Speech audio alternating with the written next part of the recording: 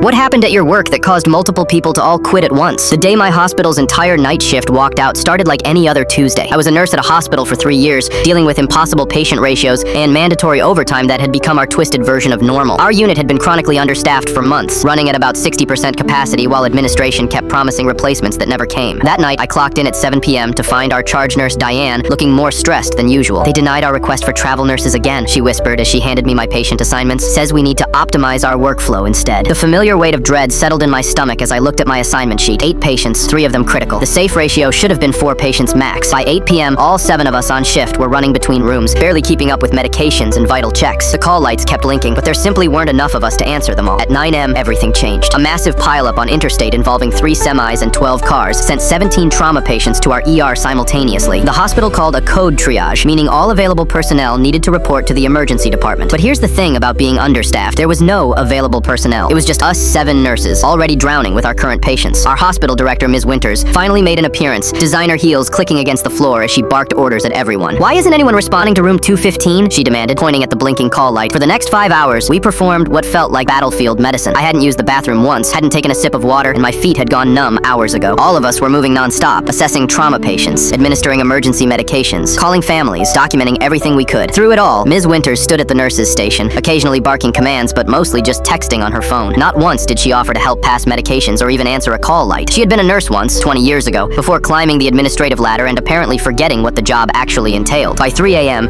the immediate crisis had stabilized. 2 patients had passed despite our best efforts. The rest were holding steady, though 5 remained in critical condition. We were all physically and emotionally spent, running on pure adrenaline and muscle memory. That's when Ms. Winters called us for an emergency meeting at the nurses' station. We assumed it would be about the crisis management or maybe even, foolishly, some acknowledgement of our efforts. Instead, she pointed to the break room where disposable coffee cups and chocolate bar wrappers had accumulated during the chaos. "This is completely unacceptable," she said. "This hospital has standards, and this kind of mess reflects poorly on all of us." She continued while we stood there in disbelief, our scrubs still stained with blood and other bodily fluids from the patients. "Due to the continuous issues with workplace cleanliness and time management, we'll be implementing mandatory training sessions starting next week. These will be unpaid, and attendance is required to maintain employment." The silence that followed was deafening. Diane, our charge nurse, was the first to move. Without saying a word, she unpinned her ID badge, placed it gently on the counter, and said, "I don't work for people who don't value human life." Then, one by one, all of us followed. Ms. Winters' face transformed from annoyed to panicked as she realized what was happening. "You can't all leave. That's patient abandonment." Diane looked her straight in the eye. "We'll complete proper handoff to incoming staff as required by law, but after that, we're done." Ms. Winters frantically started calling administrators, but at 3 a.m., nobody was answering. The reality was sinking in. She had 43 patients, many critical, and no nurses to care for them. By morning, the hospital was in full crisis mode. The CEO himself called each of us, offering emergency rates of double our normal pay to come back. Within 24 hours, Ms. Winters had been transferred to a position without staff management. Within a week, 6 travel nurses had arrived to support our unit.